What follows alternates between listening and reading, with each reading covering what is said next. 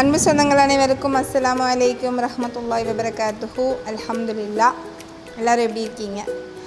இன்றைக்கு நம்ம எதை பற்றி பார்க்க போகிறோம் அப்படின்னு பார்த்தோன்னா, சோம்பேறித்தனத்தினால ஏற்படக்கூடிய விளைவுகள் என்ன அப்படின்னு சொல்லிட்டு தான் பார்க்க போகிறோம். என்ன அப்படின்னு பார்த்தோன்னா, சோம்பேறித்தனம் அப்படிங்கிற இந்த ஒரு சின்ன விஷயம் நம்முடைய வாழ்க்கையில் நம்ம இருக்கிற இடத்த விட்டு அடுத்த கட்டத்துக்கு நகர்றதுக்கு என்ன செய்யாது, நிச்சயமாக உதவி செய்யக்கூடிய ஒரு விஷயமா இருக்காது. ஏன்னா நிறைய இடங்களில் நமக்கே தெரியும். ஏன்னா காலையில் எந்திரிக்கிறத வச்சுக்கலாமே, இன்றைக்கி கண்டிப்பாக நம்ம ஒரு 5 மணிக்கு எந்திரிச்சிடணும் அப்படிங்கிற ஒரு தீர்மானம் எடுத்துகிட்டு நைட்டு படுத்திருப்போம். ஆனால் நம்மளால் காலையில் எந்திரிக்க மாட்டோம். ஆனால் எழுந்திரிச்சிட்டோம் அப்படின்னு சொன்னால் நமக்கு எக்ஸ்ட்ராவாக ஒரு 2 மணி நேரம் கிடைக்கும். அதை நம்ம ஒரு பயனுள்ள வகையில் நமக்கு யூஸ்ஃபுல் ஆகிற மாதிரி கூட நம்ம செய்யலாம். ஆனால் அது செய்ய மாட்டோம். என்ன ரீசன்னு பார்த்தோன்னா, சோம்பேறித்தனம் தான் காரணம். அப்போ இதை எப்படி போக்கலாம் அப்படிங்கிறது ஒரு பக்கம் இருந்தாலும், இதனால் ஏற்படக்கூடிய விளைவுகள் என்ன அப்படிங்கிறது நமக்கு ஒரு சின்ன கதையின் மூலம் விளக்கலாம் அப்படின்னு சொல்லிட்டு தான். என்ன கதை அப்படின்னு பார்த்தோன்னா, ஒரு மலை உச்சியில் ஒரு கழுகு என்ன செஞ்சுட்டு இருந்ததான், வசிச்சுட்டு இருந்தான். அந்த கழுகு எப்படிப்பட்ட கழுகுனா, ரொம்ப அப்படி சுறுசுறுப்பான கழுகெல்லாம் இல்லை, ஒரு சோம்பேறியான கழுகு. தன்னுடைய உணவை கூட என்ன செய்யாதுன்னா, தேடி அப்படி போய் எடுத்தெல்லாம் சாப்பிடாது. எங்கேயோ கண் முன்னாடி ஏதாவது இருக்குது, பக்கத்துலேயே கிடைக்கிது அப்படின்னு சொன்னால் சாப்பிட்டுட்டு அதனுடைய வேலையை பார்த்துட்டு இருக்கும்.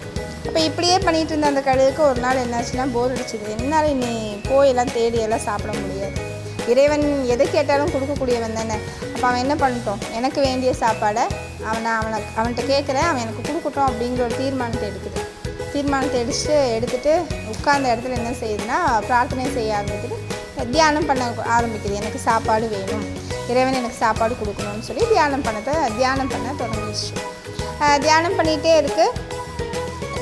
அரை நாள் போயிடுச்சு. கண்ணை திறந்து பார்த்தா சாப்பாடு எதுவுமே இல்லை. என்னடா இது, அரை நாள் போயிடுச்சு, சாப்பாடு இல்லையேன்னு மறுபடியும் தியானிச்சுட்டே இருக்குது. நேரம் போக போக அதனுடைய எனர்ஜி அப்படியே டவுன் ஆகுது, ஃபுல்லாக டவுன் அதனால் தியானம் கூட செய்ய முடியல. அப்பவும் கண்ணை திறந்து பார்க்குது, இறைவன் சாப்பாடு வைக்கல. உடனே கழுகுக்கு என்ன வந்துருச்சு, கோபம் வந்துருச்சு. என்னடா இது, காலையிலேருந்து இவ்வளோ நேரம் சாப்பிடாமல் தவம் இருந்துட்டு சாப்பாடு கொடு இறைவான்னு கேட்டுட்ருக்கோம், எல்லாத்தையும் கொடுக்கக்கூடிய இறைவன் நமக்கு சாப்பாடு கொடுக்க மாட்டானா அப்படின்னு சொல்லிட்டு கோவப்பட்டு இறைவன் என்ன செஞ்சதா, நீ எனக்கு சாப்பாடெல்லாம் கொடுக்க வேண்டாம், நீ என்ன செய்யணும், இப்போ என் கண்ணு முன்னாடி வா, எனக்கு இந்த கேள்விக்கு மட்டும் பதில் சொல்லு.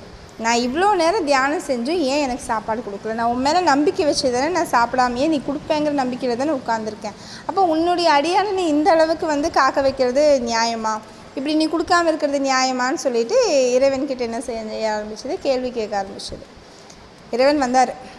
என்ன பண்ணார்னா, கேட்டார் கழுகே உனக்கு என்ன வேணும்? நான் உங்கள்கிட்ட என்ன கேட்டேன், சாப்பாடு தானே கேட்டேன். அந்த சாப்பாடு நீங்கள் என்ன செஞ்ச, கொடுத்தியா? அந்த நாள் ஃபுல்லாக உட்காந்து தியானம் பண்ணி கேட்குறேன், அப்போ நீ சாப்பாடு கொடுத்தியான்னு கேட்கும்போது இறைவன் சொல்கிறாரு, நீ எப்போ என்கிட்ட நம்பிக்கை வச்சு நீ சாப்பாடு கேட்டியோ அப்போவே நான் உனக்கு சாப்பாடு கொடுத்துட்டேன். பொய்யெல்லாம் சொல்லாத இறைவா, நீ எனக்கு சாப்பாடு கொடுத்துருந்தீங்கன்னா தான் என் கண்ணு முன்னாடி சாப்பாடு இருந்திருக்குமே அப்படின்னு சொல்லி யார் சொல்கிறா, கழுகு சொல்லுது. அப்போ இறைவன் சொல்கிறான், நான் உனக்கு சாப்பாடு கொடுத்துட்டேன், ஆனால் அதை உன் கண்ணு முன்னாடி வைக்கல, உன் முதுகுக்கு பின்னாடி வச்சுருந்தேன். நீ உன்னுடைய திரும்பி பாரு, எந்திரிச்சு திரும்பி பாரு அப்படின்னு சொல்லி இறைவன் சொல்கிறாரு. உடனே கழுகு என்ன பண்ணுதுன்னா, திரும்பி பார்க்குது. அந்த இடத்துல ஒரு செத்த பெருச்சாளி கிடக்குது. அப்போது கழுகு அதே இடத்துலையே உட்காந்துட்டு தனக்கு உணவு வேணும்னு சொல்லி இறைவன்கிட்ட தியானம் பண்ண அந்த ஃபுல் நேரத்தை இறைவன் மேலே நம்பிக்கை வச்சு அடுத்த நிமிஷம் அதனுடைய முயற்சியில் இறங்கி இருந்ததுன்னா அதுக்கு அடுத்த நிமிஷமே என்ன கிடச்சிருக்கும், அந்த உணவு கிடச்சிருக்கும். ஆனால் அது அப்படி செய்யலை. எனக்கு இறைவன் கொடுப்பான் அப்படின்னு சொல்லிட்டு வெறும் நம்பிக்கையை மட்டும் இறைவன் மேலே வச்சுட்டு நம்மள்ட்ட எந்த விதமான செயல்பாடுகளும் அதற்குண்டான முயற்சியும் இல்லை அப்படின்னு சொன்னால், இறைவன் நமக்கு கண்ணு முன்னாடி கொண்டு கொட்டி கொடுத்தாலும் நம்ம கண்ணுக்கு அது என்ன செய்யாது, தெரியாது. ஏன்னா கண்ணை மூடிட்டு தான் உட்காந்துருப்போம். இறைவன் கொடுப்பான், அவனே கூப்பிடுவான், அதெல்லாம் கண்டிப்பாக நடக்காது. நம்மளை அப்புறம் எதற்காக படைச்சிருக்கான்? அப்போ ஒரு முயற்சிங்கிற ஒரு விஷயத்தையாவது நம்ம செய்யணும் இல்லையா? இப்போ இறைவன் நாம் கேட்ட அனைத்தையும் கொடுக்க வல்லவன், கேட்ட உடனே கொடுத்துருவான். ஆனால் அதை தேடி நம்ம தான் எடுத்துக்கணும்.